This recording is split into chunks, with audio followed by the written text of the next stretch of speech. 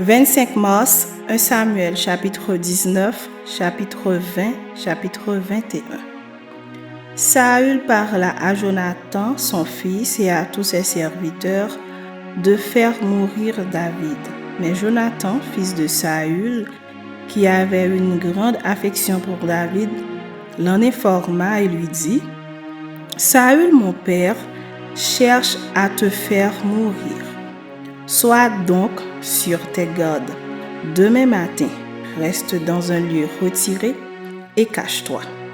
Je sortirai et je me tiendrai à côté de mon père dans le champ où tu seras.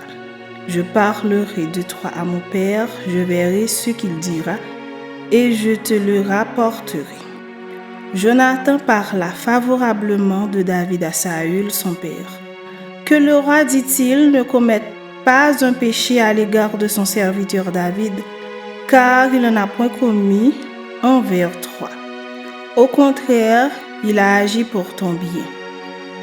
Il a exposé sa vie, il a tué le Philistin, et l'Éternel a opéré une grande délivrance pour tout Israël.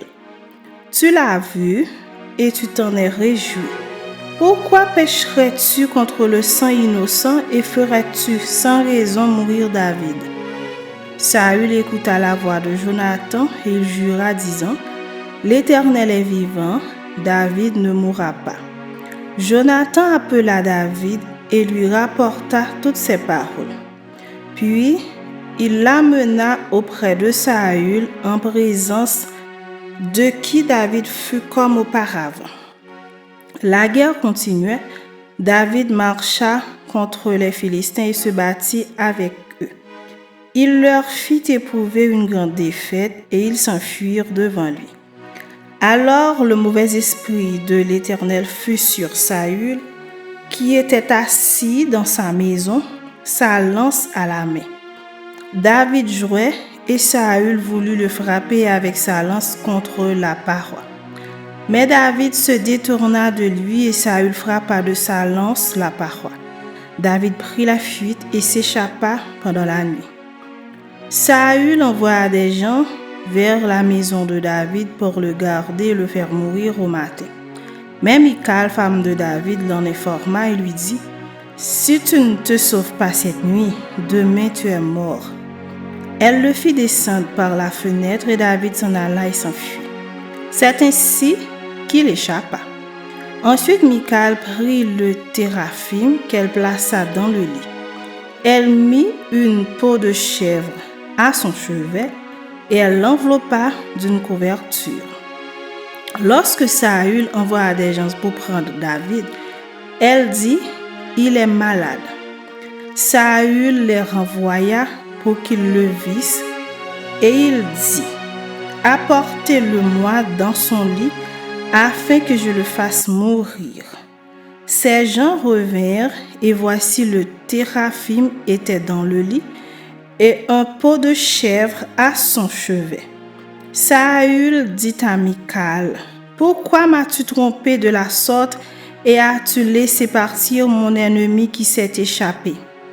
Michal répondit à Saül : « Il m'a dit : laisse-moi aller ou je te tue. » C'est ainsi que David prit la fuite et qu'il échappa.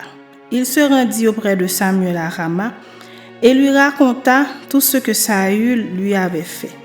Puis il alla avec Samuel demeurer à Najoth.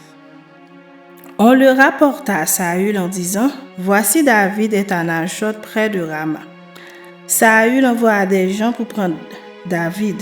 Ils virent une assemblée de prophètes qui prophétisaient, ayant Samuel à leur tête. L'Esprit de Dieu saisit les envoyés de Saül et ils se mirent aussi à prophétiser eux-mêmes.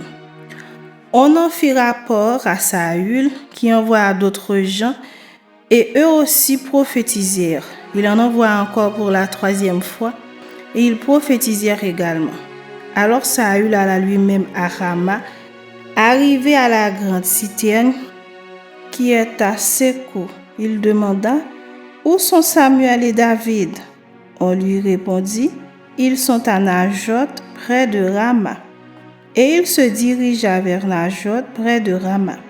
L'Esprit de Dieu fut aussi sur lui Et Saül continua son chemin en prophétisant jusqu'à son arrivée à Najoth près de Rama. Il ôta ses vêtements et il prophétisa aussi devant Samuel, et il se jeta nu par terre tout ce jour-là et toute la nuit. C'est pourquoi l'on dit, Saül est-il aussi parmi les prophètes? Chapitre 20. David s'enfuit de Najoth près de Rama. Il alla trouver Jonathan et dit, « Qu'ai-je fait? Quel est mon crime, quel est mon péché aux yeux de ton père pour qu'il en veuille à ma vie? » Jonathan lui répondit, « Loin de là, tu ne mourras point. Mon père ne fait aucune chose grande ou petite sans m'en informer. Pourquoi donc mon père me cacherait-il celle-là? Il n'en est rien. » David dit encore en jurant, « Ton père sait bien que j'ai trouvé grâce à tes yeux, et il aura dit que Jonathan ne le sache pas. Cela lui ferait de la peine. Mais l'Éternel est vivant et ton âme est vivante. Il n'y a qu'un pas entre moi et la mort. » Jonathan dit à David, « Je ferai pour toi ce que tu voudras. » Et David lui répondit, « Voici c'est demain la nouvelle lune, et je devrais m'asseoir avec le roi pour manger. Laisse-moi aller, et je me cacherai dans les champs jusqu'au soir du 3e jour. Si ton père remarque mon absence, tu diras, David m'a prié de lui laisser faire une course à Bethléem, sa ville, parce qu'il y a pour toute la famille un sacrifice annuel. Et s'il dit, c'est bien, ton serviteur alors n'a rien à craindre. Mais si la colère s'empare de lui, sache que le mal est résolu de sa part. Montre donc ton affection pour ton serviteur, puisque tu as fait avec ton serviteur une alliance devant l'Éternel. Et s'il y a quelque crime en moi, ôte-moi la vie toi-même, car pourquoi me mènerais-tu jusqu'à ton père? Jonathan lui dit, loin de toi la pensée que je ne t'informerai pas, si j'apprends que le mal est résolu de la part de mon père et menace de t'atteindre. David dit à Jonathan, qui m'informera dans le cas où ton père te répondrait durement? Et Jonathan dit à David, viens, sortons dans les champs, et ils sortirent tous dans les champs. Jonathan dit à David, je prends à témoin l'Éternel, le Dieu d'Israël. Je sonderai mon père demain ou après-demain, et dans le cas où il serait bien disposé pour David, si je n'envoie vers toi personne pour t'en informer, que l'Éternel traite Jonathan dans toute sa rigueur.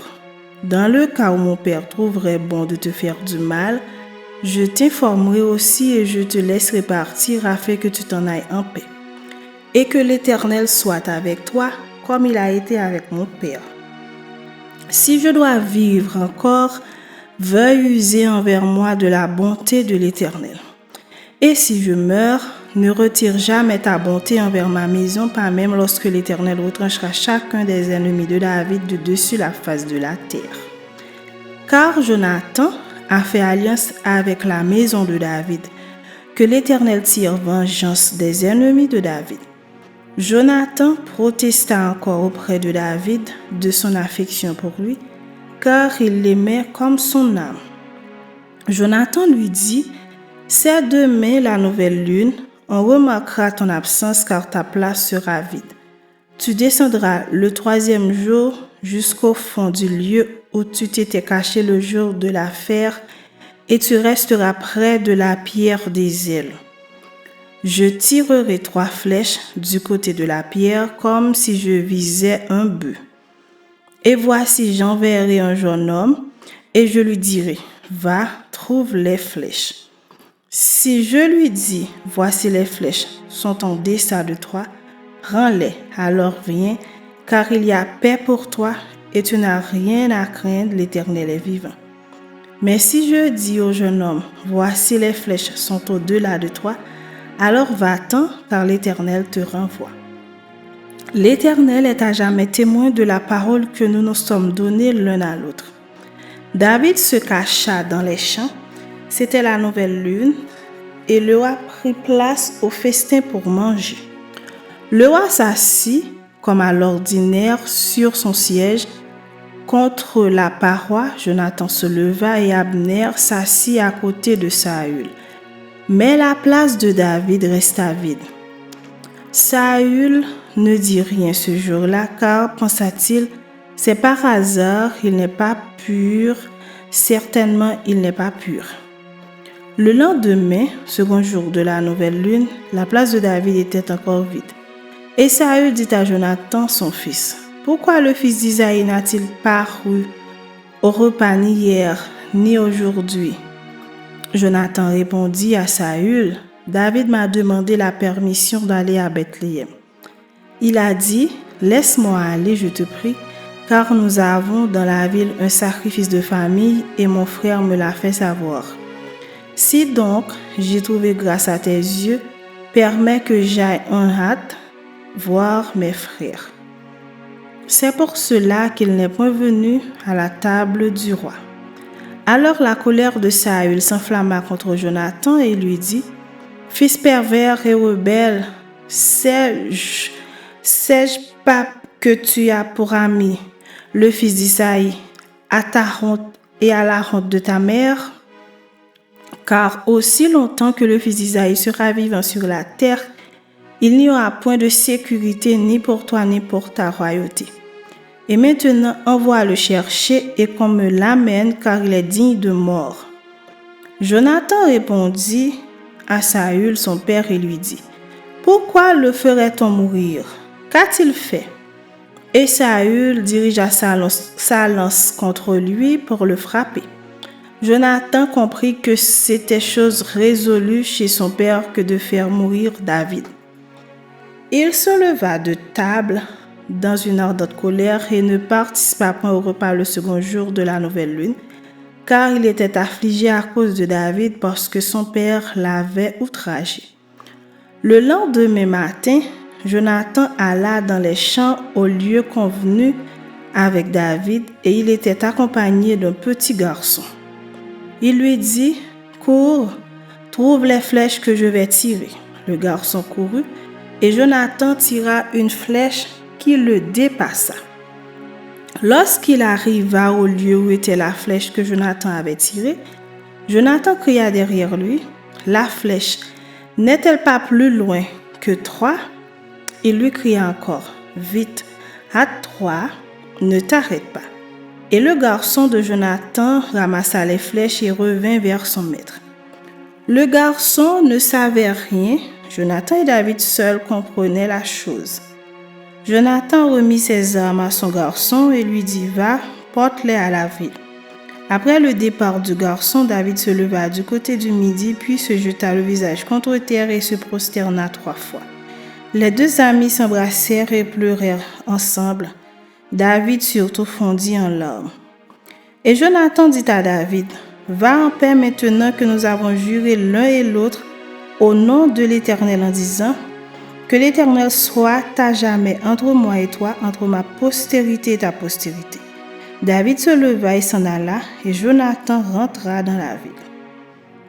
Chapitre 21.